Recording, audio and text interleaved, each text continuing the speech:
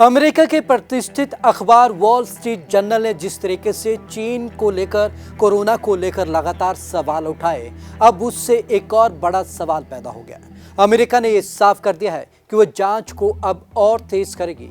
साथ ही अमेरिका ने यह भी कहा है कि जिस तरीके की मदद इस मामले को लेकर WHO से उन्हें मिलनी चाहिए थी, वो अब तक नहीं मिली है। आपको बता दें कि इससे पहले WHO की टीम वहां लैब की जांच कर चुकी है और इसी के आधार पर चीन ने कहा है कि WHO की टीम ने पूरी जांच की है। कोरोना वायरस की उत्पत्ति के कोई भी संकेत उसे वहां लैब से नहीं मिले हैं, लेकिन अमेरिका कह रहा है कि अब इस जांच को और तेज करेगा। तो चलिए आज आपको खास रिपोर्ट में दिखाते हैं कि आखिरकार वॉल स्ट्रीट जर्नल की खबर का असर किस तरीके से अमेरिका में और अन्य देशों में होता दिख रहा है। कोरोना वायरस की उत्पत्ति के बारे में चीन पर हमेशा से ही आरोप लगते रहे हैं।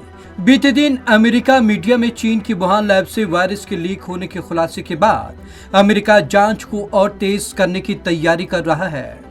एक फेज आगे ले जाएंगे जांच।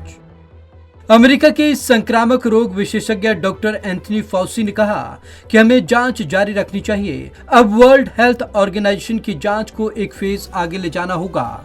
उन्होंने कहा, हम दृढ़ता से महसूस करते हैं कि हमें जांच जारी रखनी चाहिए। सच को सामने लाने के लिए जरूरी है कि WHO की जांच को एक लेवल ऊपर ले जाया जाए। हम वायरस की शुरुआत के बारे में 100% नहीं जानते हैं, इसलिए यह जरूरी है कि हम देखें और जांच करें।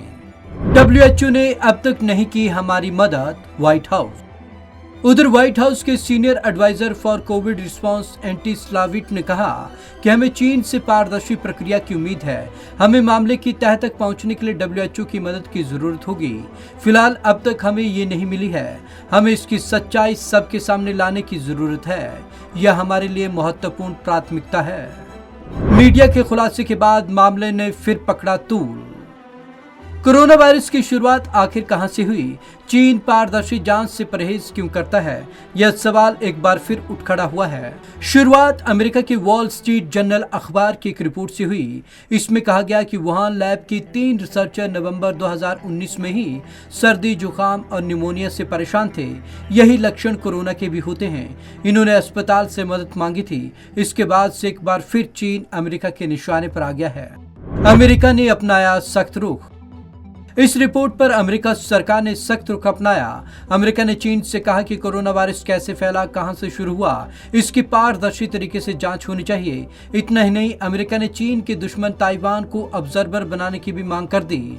दबाव बढ़ा तो चीन ने रिपोर्ट को खारिज करते हुए इसमें अमेरिका का नया झूठ करार दे दिया। चीन भी सख्त। पश्चिमी देशों और खासकर अमेरिका की तरफ से कोविड-19 की जांच के बढ़ते दबाव के बाद चीन ने भी जवाब दिया। विदेश मंत्रालय के प्रवक्ता चाओ लिजियान ने कहा, इसी साल WHO एक्सपर्ट ने वुहान लैब का दौरा किया था। उन्होंने पूरी जांच की थी। उन्हें इस तरीके के कोई सबूत नहीं मिले थे।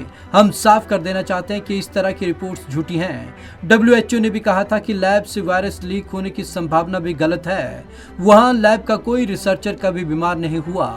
Bureau report, Punjab Kesari TV. उधर अमेरिका के सख्त रुख के चलते चीन ने भी सख्त रुख अपनाया है। वो अमेरिका का जो लगातार सवाल जवाब है वो चीन से चलता रहा है, लेकिन चीन भी अब अपने अड़ियल रवैये पर अड़ गया है। उसने साफ तौर पर कह दिया है कि WHO ने पूरी जांच की है, उसे इस तरीके के कोई भी लक्षण वुहान लैब में नहीं मिले हैं। तो अमेरिका जहां अपने स्टैंड पर कायम है, वहीं चीन भी अब अपने स्टैंड पर कायम है। अब देखना ये होगा कि इस पूरे मामले में अमेरिका अगला क्या स्टैंड लेता है। तो आज की इस खास रिपोर्ट में बस इतना ही। विवेक शर्मा को दीजिए इजाजत। नमस्कार।